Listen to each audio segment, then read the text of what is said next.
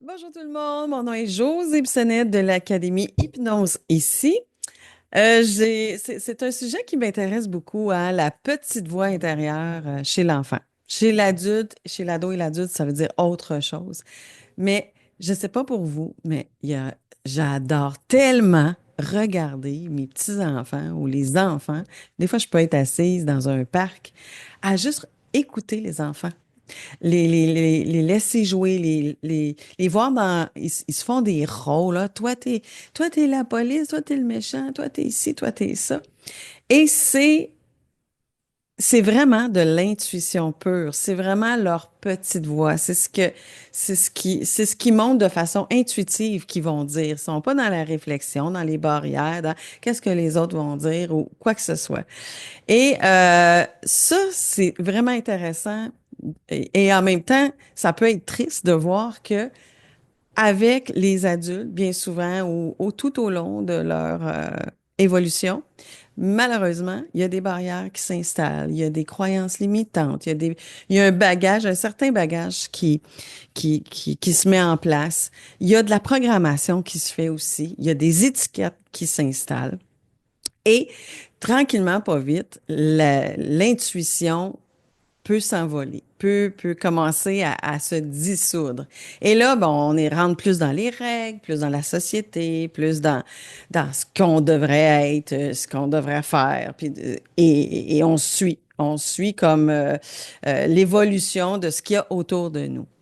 Par contre, ce qui est intéressant, c'est de laisser les enfants dans leur intuition. Et nous, en hypnose, souvent, on va aller dans des histoires, des métaphores qui vont les amener dans leur intuition, qui va les ramener à l'état pur de leur petite voix intérieure, qu'est-ce qu'elle leur dit et tout ça.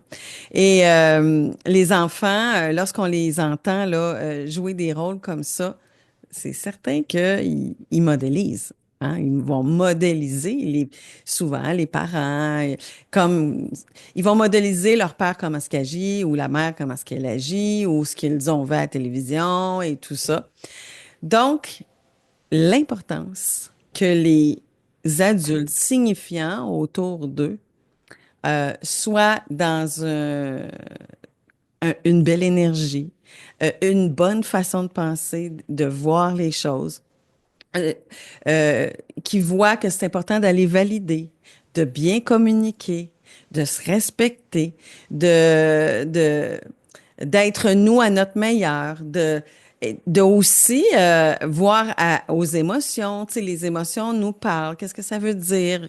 C'est un parent ou un intervenant. Bon, qu'est-ce qu'il y a en arrière de cette peine-là? Qu'est-ce qu'il y a en arrière de cette émotion-là? C'est fantastique parce que ton émotion te parle. Qu'est-ce qui est là, tu penses, en arrière de ça? Si un enfant entend un adulte dire, «Oh, je me sens triste», ah, ben, je pense que c'est parce que j'ai ressenti peut-être un manque de respect, puis c'est important pour moi le respect, puis j'ai envie de me respecter là-dedans. Donc, je vais m'occuper de ce besoin-là, puis je vais aller voir une telle, puis je vais aller m'occuper de ce besoin-là. Quand les enfants sont habitués ou qu'on les amène comme intervenants à faire des réflexions comme ça, puis de se responsabiliser dans tout ça, eh bien, la petite voix porte fruit parce que la petite voix, entre guillemets, c'est vraiment ce qui est le mieux pour nous. Là, on parle pas d'ego, on parle pas rien de ça. On parle, notre petite voix, ce qu'on entend, c'est ce qu'elle voudrait vraiment nous dire. Ce sont les messages que souvent sont pas écoutés par les croyances et par le bagage qu'on a reçu. Et c'est intéressant de se ramener à cette petite voix-là, de se ramener à les vraies choses qui sont bonnes pour nous, d'entendre la route qu'on devrait prendre, d'entendre le besoin de prendre sa place, le besoin de s'exprimer, le besoin de se respecter, le besoin. Donc, c'est important chez l'enfant de leur apprendre ça de, comment je pourrais dire ça, de mettre un réflexe à l'enfant que quand ça ne va pas, écoute ta petite voix, ce qu'elle veut te dire. Et cette petite voix-là va t'emmener à avoir des choix, à prendre, à faire des choix.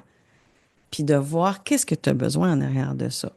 Donc, les intervenants en hypnose, on va beaucoup dans l'imaginaire. Que ce soit même chez l'ado et chez l'adulte, on va beaucoup dans l'imaginaire pour se ramener à l'état pur de l'enfant, qui n'a pas ces barrières-là et ce bagage-là. Donc, écouter sa petite voix intérieure en tant qu'adulte d'abord, pour que nos enfants nous modélisent, nous entendent s'occuper de ça, pour accompagner nos enfants dans un mieux-être, pour que ça soit, pour qu'ils voient que c'est important. Et ça part d'eux. Ça part d'eux, ça part de leurs besoins, et c'est important de savoir bien les communiquer. Donc, la petite voix intérieure chez l'enfant, c'est de toute beauté de les entendre parler et de les voir rire et s'amuser dans les rôles qu'ils se donnent.